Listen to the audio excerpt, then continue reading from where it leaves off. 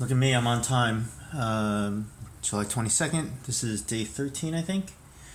Um, Maybe 12. Anyway, today's topic is honoring your emotions.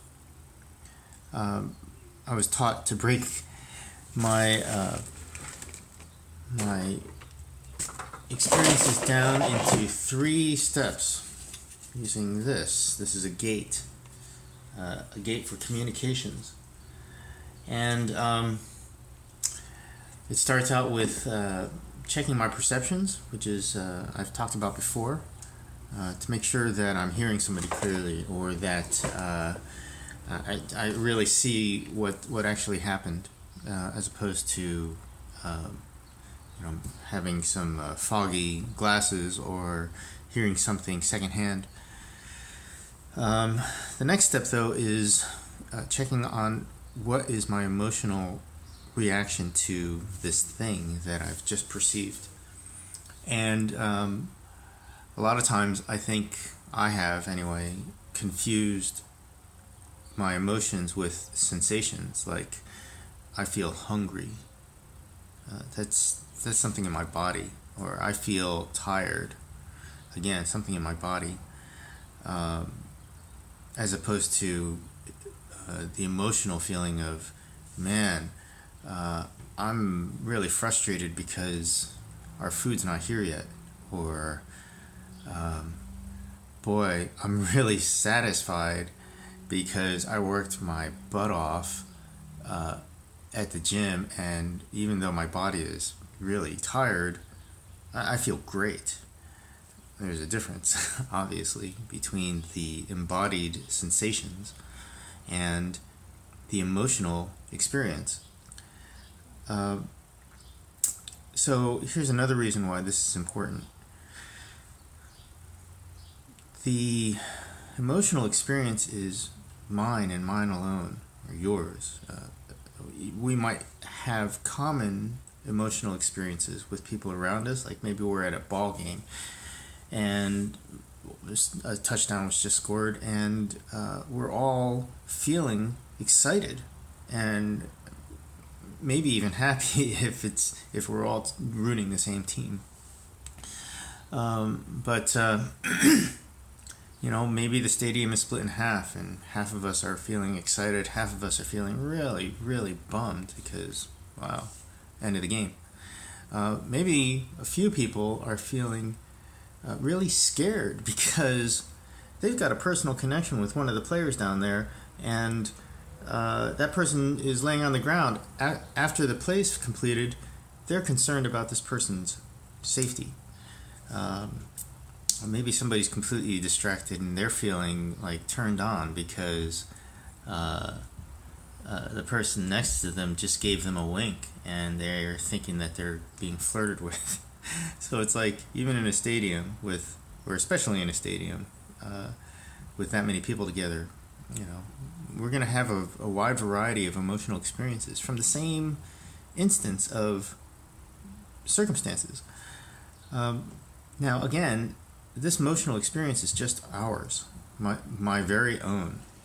And even though it might be in common with somebody else's, I'm the one that gets to feel angry, happy, or sad, or any of the variations between those things. I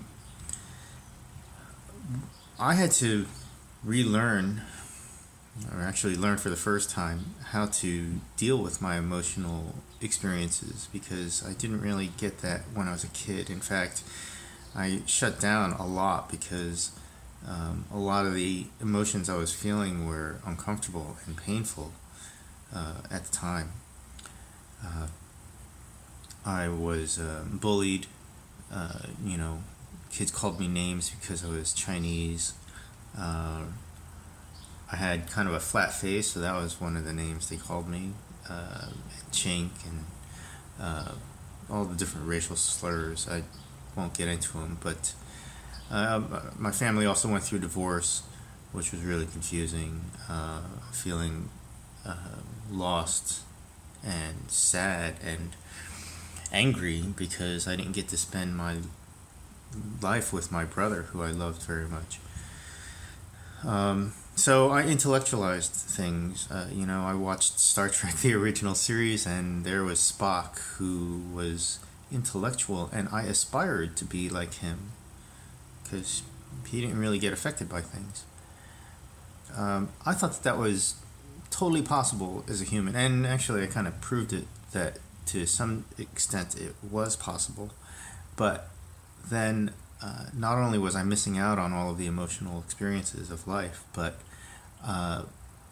my it's natural, it's very human to have emotional experiences. We're hardwired to do this. We get sensations or we have chemical reactions because of what we perceive, and we're going to have some response. We can't help it. And by tamping that down and turning that off, my system, my being just kind of went into wonky land, and things turned inward in a number of different ways, physically, spiritually, and even emotionally. The truth of it is that I was having emotional experiences, but I wasn't acknowledging them or expressing them. But with regard to it being a martial art, this is where when I own that I'm having the experience, I get to, just for a moment, take full responsibility for that experience and not rely or depend or blame anybody else for what I'm feeling emotionally. And I don't have to expect someone to have the same emotions. I don't have to relate to somebody. In fact, I know that they might be having an emotional experience, and just for a moment, until I'm clear, I don't have to tend to them either. And from that position, consider that centered, grounded. Maybe that's your horse stance, where you've settled into your ready stance, and from there you can respond appropriately. But first and foremost, you've got to go through that act of steadying yourself and centering and grounding. In my past, a lot of times I just skipped that part and got into action, and I missed out on a lot of what was going on, because after the fact, maybe I missed out on what I experienced in order to relate to somebody else, or in the long run, I had such a limited emotional vocabulary and comprehension that I couldn't relate to others who were having more full emotional lives, and that really restricted how available I could be and how much I could participate in adult emotional relationships. This is going on for 9 minutes, so I'm going to stop pretty much here and just say, hopefully you can be used to this by owning your own emotional experiences.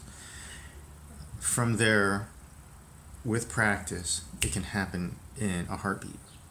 And from there, from being grounded, you can act appropriately. Maybe it won't be lashing out of anger because you're just in this intense pain, having just come across these feelings. Maybe you can instead not lash out. You can still take vigorous action, but it's not fueled by this blinding rage. Same thing with passion. Maybe you can act with more composure, and yet still incredibly passionate and sexy and romantic, but without this drive of intense heat that is unsustainable. Building a relationship off of that intensity and that intensity alone is setting yourselves up for failure, because it's like, oh, we have to maintain this high, this honeymoon phase, this hot sexual intensity, but who can do that all the time? At the least, it's tiring.